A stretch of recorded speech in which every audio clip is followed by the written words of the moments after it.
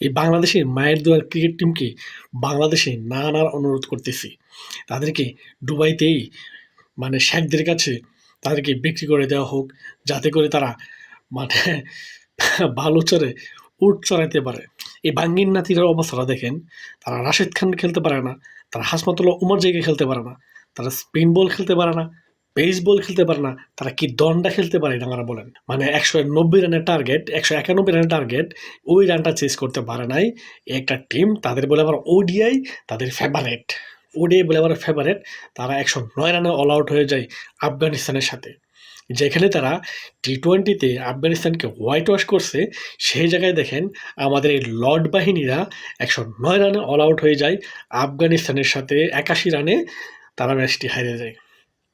এখানে স্পেসিফিকলি যদি বলেন, আমাদের সবচেয়ে বড় অন্যতম সেরা lord Shanto back to match back to back তিনি ডাব্বা মারতেছেন।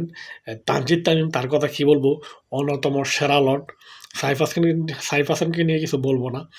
আমাদের তাওহিদ হৃদয় দেখেন আজকে সেটা বোল্ড হয়েছে রাশেদ খানের বলে, কি একটা অবস্থা দেখেন। আর আমাদের ক্যাপ্টেন কুল মেহেদী হাসান মিরাজ তো আছেনই লর্ড, তার কথা কি বলবো।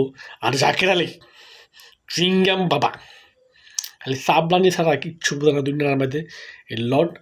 তারপর আছে নুরুল হাসান সোহান, তাকে সুনাম করতে করতে উপরে উঠে ফেলছিলাম। টি-20-তে ভালো খেলছে, তাকে ওডিআইতে দেওয়ার সুযোগ দেওয়া হোক। দেখেন অবস্থা, কি ম্যাচটা কি করছে দেখেন। বোলিং ভালো করছে, বোলিং নিয়ে কিছু বলবো না। ব্যাটিংয়ের অবস্থাটা দেখেন, বাংলাদেশের মেয়েরা যেমন ছেলেরা সেম টিম। একমাত্র বাংলাদেশ মেয়ে এবং ছেলে দুজন যদি খেলে তাহলে কন্টেস্ট হবে, আর কোনো কন্টেস্ট হবে না। এই মায়ের দোয়া টিকেট টিম, মায়ের দোয়া ও ক্রিকেট টিম, তাদেরকে ক্রিকেট টিম বলতাম কি, টিকেট টিম। এই টিকেট টিমের অবস্থা দেখেন, বাংলাদেশের মান সম্মান আর ইজ্জত রইল না। সারা ওয়ার্ল্ড কাপ খেলতে হলে বাংলাদেশকে অবশ্যই কানাডা, নামিবিয়া এইসব দেশের সাথে খেলে, তারপর যদি খেলে জিততে পারে তাহলেই ওয়ার্ল্ড কাপ খেলতে পারবে। ২৭ ওয়ার্ল্ড কাপ চিন্তা করেন কতটা নিচে নেমে গেছে বাংলাদেশের ক্রিকেটের লেভেলটা দেখেন। এগুলা কি বলবেন দেখেন।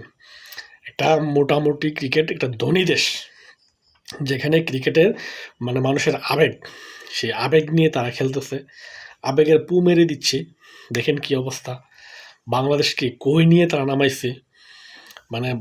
ইজ্জত মান সম্মান আর কিছু রইল না। তারা আফগানিস্তানের রাশেদ খানের বল চোখেই দেখতেছে না, মনে হচ্ছে জীবনে প্রথম খেলতেছে। রাশেদ খান বল মারতেছে, ঠুস বল মারতেছে, আউট। কি একটা অবস্থা, এটা কিন্তু কথা হইল। এই একটা সহজ একটা ম্যাচ কীভাবে হারা যায়, এটা বাংলাদেশ থেকে শিখতে হবে। বাঙ্গির নাতিদের থেকে শিখতে হবে কীভাবে বাংলাদেশ এভাবে লজ্জাজনকভাবে হারা যায়, এইভাবেও লজ্জাজনকভাবে হারা যায়। দেখেন ক্রিকেট, ফুটবল সব কিছুতেই লজ্জাজনকভাবে হারে। কি বলবো, তাদেরকে নিয়ে তো কিছু বলার অপেক্ষা রাখে না। মায়ের দোয়া ক্রিকেট টিম, তাও দেখবেন দেশে আসবো, বুক ফোলায় আসবো। তারা শিখতেছে, শিখতে শিখতে শিখতে শিখতে তারা শিক্ষাগুরু হয়ে যাচ্ছে, তাও তাদের শিক্ষা শেষ হবে না। বাংলাদেশে মান সম্মান তো ধুলোয় মিশিয়ে দিছে। কি বলবো তাদেরকে নিয়ে নতুন করে তো কিছু বলার নাই। লর্ড ইজ অলওয়েজ লর্ড, বাঙ্গির নাতি ইজ অলওয়েজ বাঙ্গির নাতি, শিলার ঘরে শিলা ইজ অলওয়েজ শিলার ঘরে শিলা।